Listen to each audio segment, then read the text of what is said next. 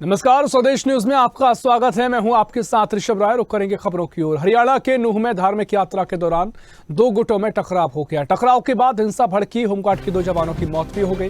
DSP समेत कई पुलिसकर्मी घायल बताया जा रहा है। उपद्रवियों ने थाने पर हमला किया। प्रशासन ने धारा 144 लागू कर दी है। इंटरनेट सेवा बंद है। मेवात सोहना के बाद गुरुग्राम तक हरियाणा हिंसा की आग फैली है। नूह में तैनात होंगी आरएएफ की 20 कंपनियां।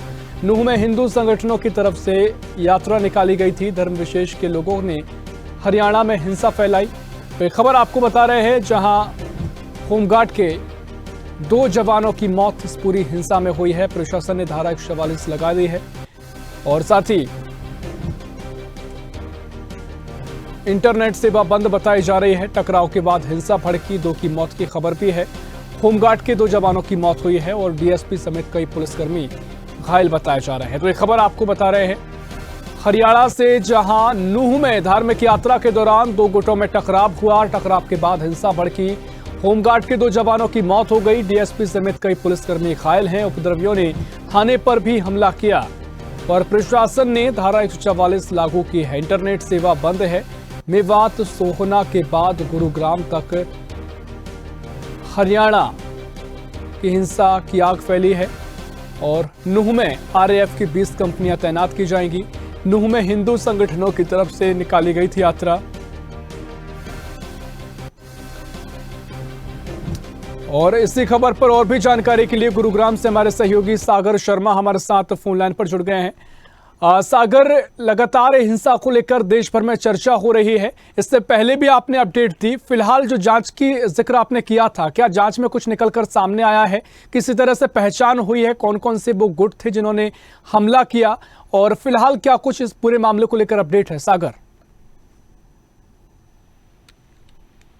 हिंसा भड़काने वाले उपद्रव से उनकी पहचान कर ली गई है। पुलिस ने इसमें 12 लोगों को अभी तक गिरफ्तार किया है और कहीं ना कहीं औरों की गिरफ्तारी भी पुलिस लगातार कर रही है। तो ये जो हिंसा भड़की है मेवात के अंदर, ये काफी एक बहुत बड़े निंदने वाला काम हुआ है। हिंदुओं पर जिस तरह से पथराव किया गया है, अब इसकी आग सोना और गुरुग्राम में भी अब धीरे धीरे फैलने लगी है। लेकिन सोना और गुरुग्राम में धारा 144 लगाने के बावजूद थोड़ा स्थिति को पुलिस ने काबू कर लिया है। और कहीं ना कहीं हिंदू संगठन काफी नाराज दिखाई दे रहा है। जगह जगह हिंदू संगठन की बैठकें हो रही हैं कि आखिर जिस तरह से नूह के अंदर हिंदुओं पर पथराव किया गया है वह वाकई में ही निंदनीय कार्य है। लेकिन कहीं ना कहीं पुलिस भी इस पर पूरी पैनी नजर बनाए हुए है कि किसी भी प्रकार की स्थिति को तुरंत काबू कर लिया जाएगा। हाँ बिल्कुल सागर, ये जो 12 लोग गिरफ्तार हुए हैं, कौन ये लोग हैं? इनकी क्या पहचान हो पाई है? किसी तरीके से इनको उजागर किया गया है?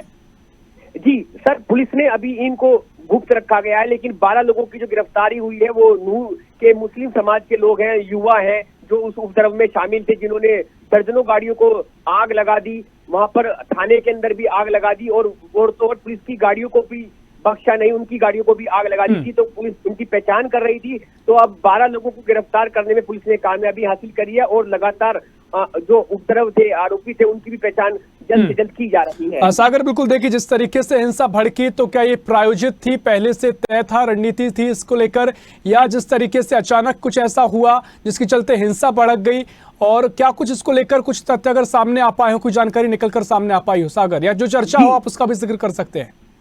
जी सर, कहीं ना कहीं सामाजिक लोगों का यही कहना है कि जिस तरह से मोनू मानेसर को लेकर मेवात में काफी भारी रोष था, जिस तरह से गोवंश को रोकने में मोनू मानेसर का काफी गुरुग्राम में हाथ रहा है कि गोवंश को रोका जाए, तो उसके चलते कहीं ना कहीं मेवात में ये रहा कि गोवंश जो मोनू मानेसर है वो वहां पर आ रहे हैं। तो इसके चलते एक उपद्रव वहां पर धीरे धीरे बढ़ता चला गया और हिंदू संगठन पर जो पथराव किया गया है, लगातार उन पे पथराव किया गया। और तो और वहां पर हिंदू के जो लोग थे उनको मंदिर में बंधक भी बना लिया था, जिसके द्वारा पुलिस ने रात को रेस्क्यू करके उन सभी को सुरक्षित बाहर निकाला है। लेकिन नूह में अभी इस प्रकार स्थिति बिल्कुल काबू कर रखी है और इंटरनेट सेवाएं फरीदाबाद और नूह में बंद कर दी गई है।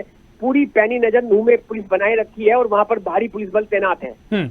इस घटना का जिक्र करें तो जो सिलसिला था कहें कि टकराव का, पत्थरबाजी का, ये शुरू कैसे हुआ? क्या किसी तरह की बहस बीच में हुई? क्या उसके बाद पत्थरबाजी हुई? किस तरीके से पूरा घटनाक्रम रहा? इससे लेकर क्या तस्वीर आपने देखी है?